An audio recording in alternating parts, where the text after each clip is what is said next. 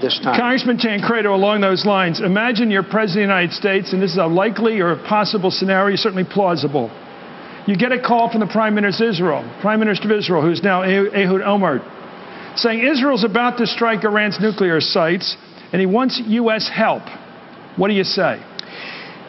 I say that, look, if you look at this issue and stand back for just a second and say there are two kinds of Irans that we are going to have to deal with here, one headed by a gentleman who believes that he is going to be responsible for the coming of the 12th Imam, and a guy with a bomb. That should put us in the position of saying that anything we can do to stop that is imperative.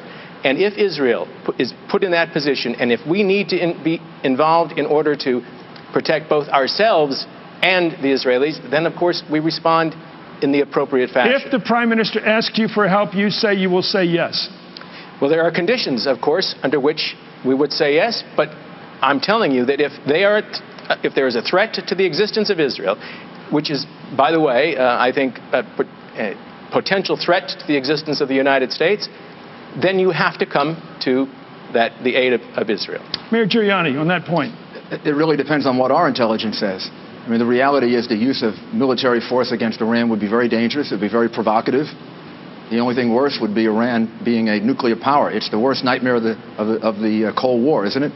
The nuclear weapons in the hands of an irrational person, an irrational force. Ahmadinejad is clearly irrational. He has to understand it's not an option. He cannot have nuclear weapons. And he has to look at an American president, and he has to see Ronald Reagan. Remember, they looked in Ronald Reagan's eyes, and in 2 minutes, they released the hostages. Thank you. Governor Gilmore of Virginia.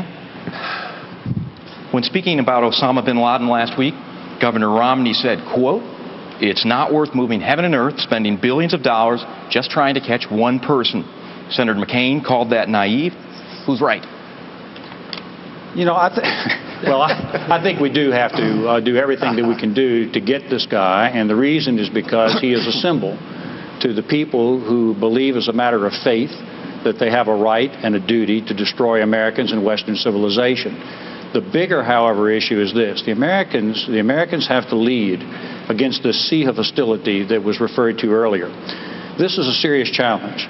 We can't allow a situation where everyone, all the way from Morocco, all the way through the Middle East, all the way to the Philippines, believes that the United States does not have their best interests at heart.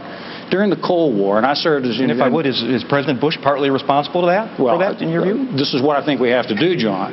What I think we have to do is to use all of our abilities, diplomatic and economic and military, and above all things, put ourselves on the moral high ground and let people across the world know that we are in the same shoes that we were in during the Cold War. During the Cold War, we represented the aspirations of people everywhere in the world in good faith, and that now must be our policy, so that we in fact do deny those kinds of people and resources to the people who we can't deal with diplomatically, and that, of course, is the Al-Qaeda type of fundamentalist. Governor Romney, respond to the mentioned reference to you by Senator McCain. Thank you. Of course we get Osama bin Laden and track him wherever he has to go and make sure he pays for the outrage he exacted on America. Do we move heaven and earth to do it? We'll move everything to get him. But I don't want to buy into the Democratic pitch that this is all about one person, Osama bin Laden. Because after we get him, there's going to be another and another. This is about Shia and Sunni. This is about Hezbollah and Hamas and Al-Qaeda and the Muslim Brotherhood. This is a worldwide jihadist effort to try and cause the collapse of all moderate Islamic governments and replace them with a caliphate. They ultimately want to bring down the United States of America. This is a global effort we're going to have to lead to overcome this jihadist effort. It's more than Osama bin Laden, but he is going to pay and he will die. Okay.